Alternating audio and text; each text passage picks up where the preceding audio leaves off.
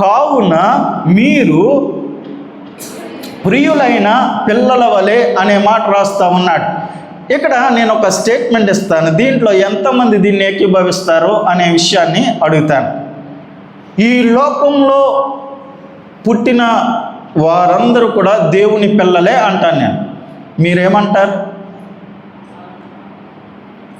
అవునంటారా? ఒకటి మీరు అన్నారు కాబట్టి ఒక మాట అడుగుతాను. ఇప్పుడు వ్యభిచారులు ఉన్నారు, వాళ్ళు దేవుని పిల్లలేనా? నిజం కరెక్ట్గా చెప్పాడు. అవును కాదు? అవును. వీళ్ళందరూ అవును అంటున్నారు. మీరేమంటారు? అవును అంటున్నారు. ఇంకా అడుగుతారు. అనేకులను హింసిస్తున్నటువంటి వారు ఉన్నారు, వారు కదా. టెర్రరిస్టులు ఉన్నారు, వారు. నరహత్య చేసేవారు ఉన్నారు, వారు. మరి వారికి మనకి తేడా ఏంటి?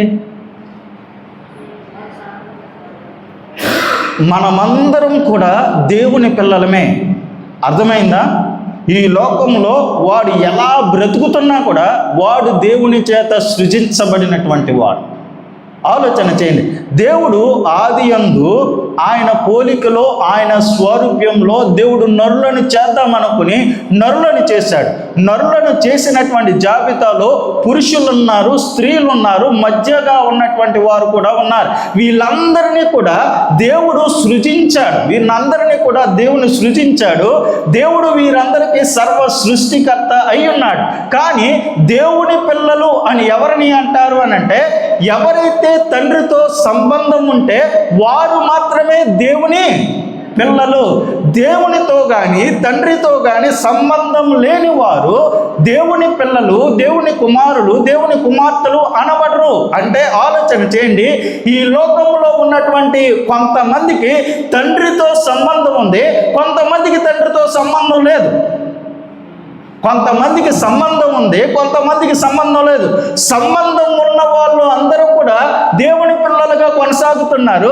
సంబంధం లేదు తెంచేసుకుని వెళ్ళిపోయినటువంటి వారందరూ కూడా దూరంగా జరిగిపోయి తండ్రితో ఏ సహవాసం లేకుండా వారు నడుస్తూ ఉన్నారు. అయితే దేవుని పిల్లలు అనేటువంటి విషయానికి వస్తే, దేవుని సంబంధికులు అనేటువంటి విషయానికి వస్తే, అసలు మనం దేవునితో ఎలాంటి సంబంధం కలిగితే దేవుని పిల్లలు అవుతాం, దేవుని కుమారులు అవుతాం, దేవుని కుమార్తెలు అవుతాం అని అంటే దేవుడు ముందుగానే సెలవిస్తూ ఉన్నాడు. దేవుడు ఆదియందు ఆదామును అవ్వని కలిగజేసి వారి ఇరువురి మధ్యలో ఉన్నటువంటి సంబంధాన్ని నేను చెప్తూ ఉన్నాను. ఇలాంటి సంబంధం కనుక మనకు ఉంటే మనం దేవుని కుమార్తెలు, దేవుని కుమారులు అవ్వగలుగుతాం. దేవుడు ఆ ఇరువురిని ఆదామును అవ్వను కలుగజేసి ఏదైనా తోటలో పెట్టి ఆయన సకలమైనటువంటి వాటిని వారికి ఇచ్చి వారిని పెంచాడు, పోషించాడు. అయితే వారితో దేవుడు తన సంబంధాన్ని కొనసాగించడానికి ఆకాశ మహాకాశముల పైన ఆయన సింహాసనం, ఆయన రాజ్యాన్ని ఆయన స్థాపించుకుంటే మానవునితో సంబంధాన్ని ఏర్పాటు చేసుకోవడానికి, మానవునితో సంబంధాన్ని కొనసాగించడానికి ఆకాశ మహాకాశముల పైన ఉన్నటువంటి ఆ యొక్క అత్యున్నతమైనటువంటి ఆ సింహాసనాన్ని, ఆ యొక్క రాజ్యాన్ని తీసుకుని ఆయన భూమి మీద పెట్టాడు. ఎందుకు పెట్టాడయ్యా అని అంటే, దేవుడు మనుషుడితో సంబంధాన్ని ఏర్పాటు చేసుకోవడం దేవుని ఉద్దేశం అయి ఉన్నది కాబట్టి ఆ యొక్క సమస్తమైనటువంటి రాజ్యాన్ని ఆయన భూలోకంలో పెట్టాడు. అదే ఏదైనా తోట అని అంటాం మనం. ఏదైనా తోటలో పెట్టినటువంటి దేవుడు మనుషులతో ఎలాంటి సంబంధంలోనికి వచ్చాడో తెలుసా? ఆలోచన చేయండి. ఒక తండ్రికి కుమారునికి, ఒక తండ్రికి కుమార్తెకు ఉన్నటువంటి సంబంధంలోనికి వాళ్ళు ఇరువురు వచ్చారు. ఆలోచన చేయండి. దేవుడు ప్రతి సాయంకాల సమయంలో ఆ పిల్లల దగ్గరికి రావడానికి గల కారణం ఏంటి? ఎందుకు వచ్చాడో తెలుసా? వాళ్ళతో ఆడుకోవడానికి వచ్చాడు. ఆయన రావడానికి గల కారణం ఏంటి? వారితో పాటు ముచ్చడించడానికి వచ్చాడు. వారు ఎలాంటి సంబంధంలోకి వెళ్ళారు తెలుసా? ఒక తండ్రికి కుమారునికి ఉన్నటువంటి సంబంధంలోకి వెళ్ళారు. ఆలోచన చేయండి. తండ్రి ఏం తీసుకొస్తాడా అని పిల్లలు ఎదురు చూస్తారు కదా. ప్రతి సాయంకాల సమయంలో ఆదాము అవ్వ దేవుని యొక్క ఆ యొక్క చేతుల వైపు చూసి, ఈరోజు నా తండ్రి ఏం తీసుకొచ్చాడు నా గురించి? నేను అడిగింది తీసుకొచ్చాడా? నేను కోరుకున్నది తీసుకొచ్చాడా? నేను అడిగాను కదా, ఇది తింటాను తండ్రి, నీవు నాకు తీసుకొస్తావా? నాన్న నీవు నాకు తీసుకొస్తావా? నువ్వు ఖచ్చితంగా తీసుకురావాలి. నువ్వు ఇంటికి వచ్చినప్పుడు నువ్వు ఖచ్చితంగా నేను అడిగింది తీసుకురావాలి. ఆయన చేతుల వైపు చూస్తూ కుమారుడు ఆ విధంగా ఆశ కలిగి ఉన్నాడు. ఎందుకో తెలుసా? ఆ సంబంధం ఉంది, తండ్రితో ఆ సంబంధం ఉంది.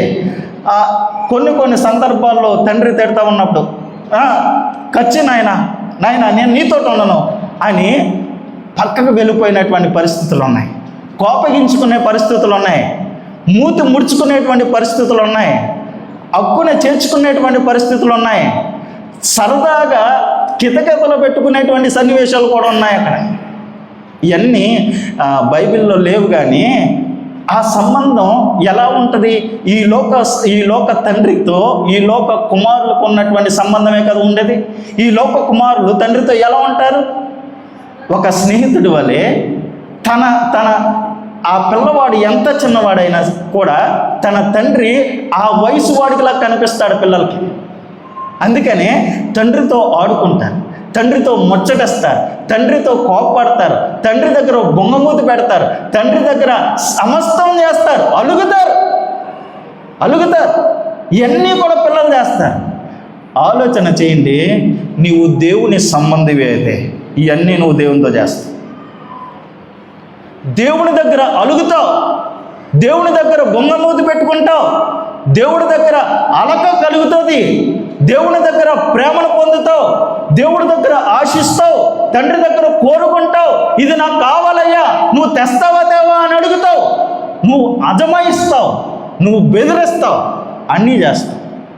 ఇది తండ్రితో సంబంధం అంటే ఎలాంటి సంబంధం ఉన్నవారు దేవుని పిల్లలు అవుతారో తెలుసా? ఇలాంటి సంబంధం అంటే ఎవరైతే తండ్రి హృదయానికి చేరువుగా ఉంటారో వారు దేవుని పిల్లలు, దేవుని కుమారులు, దేవుని కుమార్తెలు అన్నమాట.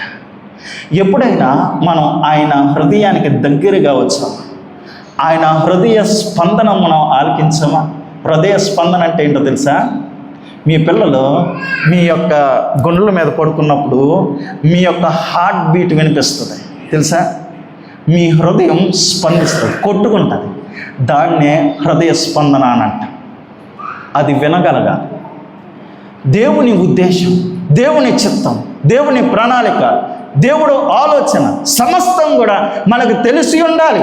ఒక కుమారుడిగా, ఒక కుమార్తెగా తండ్రితో నీకుండేటువంటి సంబంధ బాంధవ్యాలు ఆ విధంగా ఉంటే నువ్వు ఖచ్చితంగా ఆయన కుమారుడు కుమార్తె అవ్వగలుగుతావు.